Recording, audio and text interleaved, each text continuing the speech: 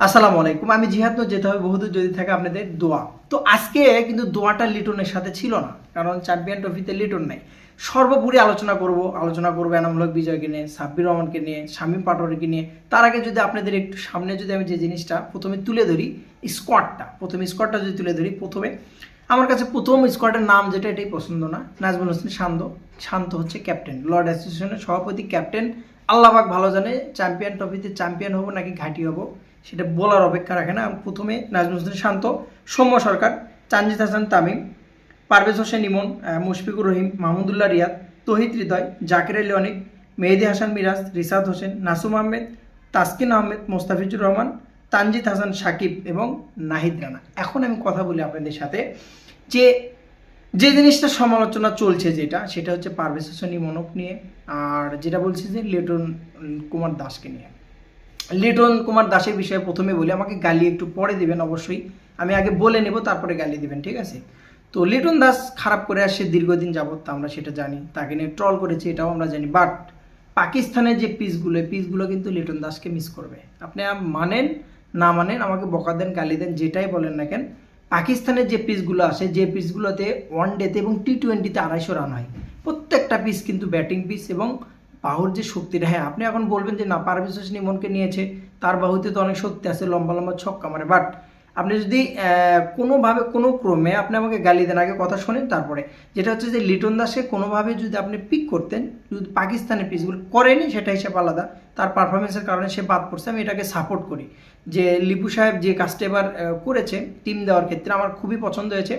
এর আগে আমি এরকম দেখিনি বিচক্ষণ নির্বাচক প্যানেল, এবং আমি দেখিনি, আমার কাছে খুব লাইক হয়েছে। বাট একটা কথা থেকে দেয়, সেই কথাটাকে আমি মনের ভেতর থেকে বলছি, সাকিব আল হাসানও কিন্তু মাঝখানে নেই, সেটা নিয়েও কথা বলবো। লিটন দাসকে পাকিস্তানের পিচগুলো কেন মিস করবে? পাকিস্তানের পিচগুলো যেগুলো স্টেট বল আসে, বলগুলো সবসময়ের জন্য সুইং কম করে, স্পিনার থেকে শুরু করে ফাস্ট বলার যারা আছে সুইংটা খুব কম পায় এবং বলের টান খুব কম পায়, সবগুলো ব্যাটিং পিচ। যেহেতু চ্যাম্পিয়ন ট্রফিটা পাকিস্তান এবং দুবাই দুই দেশ মিলায় কিন্তু হবে, যেহেতু দুইটা দেশ ভেন্যু মিলায় হবে, ইন্ডিয়ার ম্যাচগুলো বাইরে হবে বা বাংলাদেশের ম্যাচগুলো বেশিরভাগ পাকিস্তানে হবে। সো সেদিক থেকে বলা যায় লিটন কুমার দাসের মতো একজন ওপেনার বা ওরকম হিটার পাকিস্তানের পিছিয়ে দরকার ছিল। যদিও একটা 75 রানের ইনিংস ঢাকা ক্যাপিটালের সাথে খেলছে, এটা তোর জন্য যথেষ্ট না।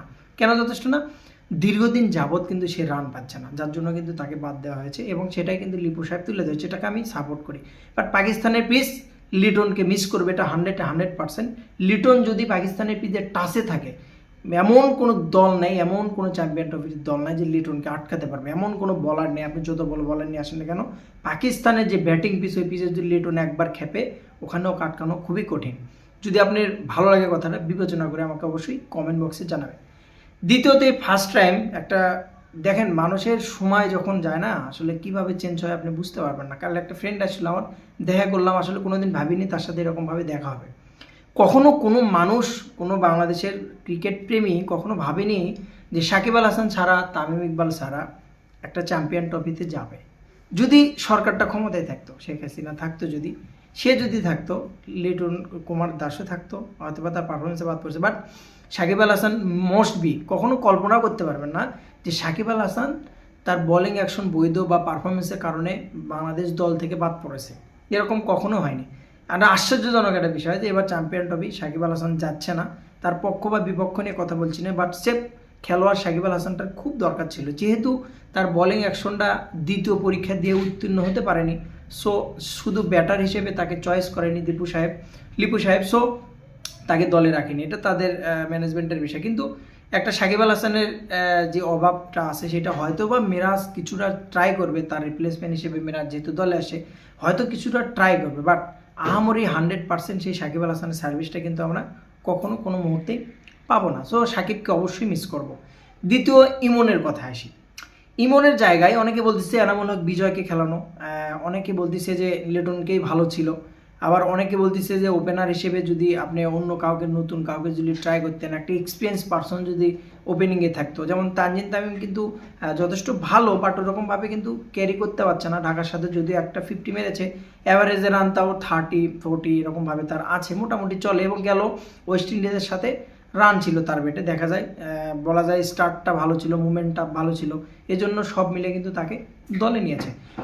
এনামুল হক বিজয়ের রিপ্লেসমেন্ট পারভেজ হোসেন ইমনের এই কথাটার আগে বিশ্লেষণ করি। সেটা হচ্ছে এনামুল হক বিজয়কে নিলেও আমার মতে আমি ব্যক্তিগতভাবে মনে করি একবারে যে খুব খারাপ হতো তাও হতো না। কিসের জন্য আমি বলি, কারণ পিচগুলো ব্যাটিং পিচ, এবং আপনি এনামুল হক বিজয়ের রেকর্ডটা যদি দেখেন এনসিএল থেকে শুরু করে এনসিএল T20, এনসিএল যে টেস্ট হচ্ছে কিছুদিন আগে, সেখানে কিন্তু বিজয়ের একটা সেঞ্চুরি আছে, হাফ সেঞ্চুরি আছে 4টা, এবং এনসিএলে কিন্তু বিজয়ের একটা সেঞ্চুরি আছে, T20-তে একটা সেঞ্চুরি আছে, এবং রিসেন্ট এখন পর্যন্ত রাজশাহীর হয়ে মোটামুটি বলা যায় সেরা পারফর্মার, এবং BPL 2025-এর কিন্তু 4 নম্বর রান স্কোরার। সো তাকে যদি সেভাবে সুযোগ দেওয়া হতো অবশ্যই হয়তো বা ভালো করতো। তার একটা প্রবলেম, সেটা হচ্ছে জাতীয় টিমে আসে খেলতে পারে না, জাতীয় টিমে আসে তার পা কাঁপা শুরু হয়ে যায়, পারফরমেন্সের দিক থেকে খুবই বাজে অবস্থা।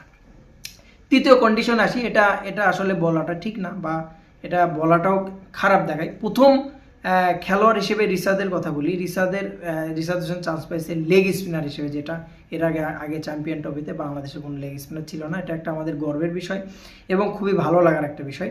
সাব্বিরের কথা বলতে অনেকে সোশ্যাল মিডিয়াতে বলছে, আমি বলি ভাই শোনেন, একটা প্লেয়ার 2টা BPL খেলেনি, জাতীয় টিম খেলেনি, NCL খেলেনি, কোনো একটা দিক কোনো কিছু খেলেনি, একটা ইনিংস দেখে কোনো দিন কোনো মুহূর্তে কোনো একটা নির্বাচক কোনো একটা প্লেয়ারকে নেবে না, 100% নেবে না। এটা আপনি যদি তাদের জায়গায় থাকতেন অবশ্যই এই কাজটাই করতেন। তো সাব্বিরের বিষয়ে কথা বলাটা, তবে একজনের বিষয়ে আমি কথা বলবো, সেটা হচ্ছে শামীম হোসেন পাটোয়ারি। পাকিস্তানের যে পিচগুলোতে খেলা হবে, রাওয়ালপিন্ডিতে শুরু করে লাহোর, মুলতান, এই পিচগুলো সব সময়ের জন্য পাওয়ার হিটিং যারা ব্যাটসম্যান, শামীমের এবারে যদি আপনি চিটাগংয়ের হয়ে খেলা দেখেন, গেল ম্যাচটাতে 14 বলে 30 রান করেছে। ফার্স্ট ম্যাচটাতে কিন্তু আপনি যদি দেখেন 43 বলে 76 রানের একটা ইনিংস কিন্তু শামীম পাটোয়ারির আছে। এরকম পাওয়ার হিটার আপনি যখন ওয়ানডে খেলার 40 ওভার শেষ হবে, শেষের 10 ওভারের জন্য সাব্বির রহমান এবং শামীম হোসেন পাটোয়ারির মতো কিছু খেলোয়াড় কিন্তু খুবই ইম্পর্টেন্ট, এবং তারা কিন্তু ধাঁচে মারে একদম বল কিন্তু ফাতা করে একদম বাউন্ডারি ব্যারিয়ার করে দিয়ে 300 রান 350 স্কোর।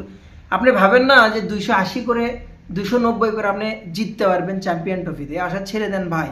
এবারে চ্যাম্পিয়ন ট্রফিতে আশাটা ছেড়ে দেন, যে পিচগুলোতে খেলা আপনার কমপক্ষে 350 টার্গেট নিয়ে মাঠে নামতে হয়, নাহলে আপনি কোনো ম্যাচ যেন কখনো কোনো মুহূর্তেও আশা করেন না। তো সব মিলিয়ে টোটাল করে যেটা বলবো, নির্বাচক প্যানেলের প্রতি আমি খুশি, আমার কাছে ভালো লেগেছে। লিটনের দিক থেকে যদিও কিঞ্চিত পরিমাণ একটু দুঃখ আছে মনে, যদি তাকে সুযোগ দিতে অবশ্যই ভালো করার চেষ্টা করতো। তো বেস্ট অফ লাক, যা আছে তাই নিয়ে যুদ্ধ করতে হবে, আপনার কাছে যা আছে সেটা নিয়ে লড়তে হবে আমাদের। তো বেস্ট অফ লাক, ভালো থাকুন, সুস্থ থাকুন, চ্যাম্পিয়ন ট্রফি এনজয় করুন। আসসালামু আলাইকুম।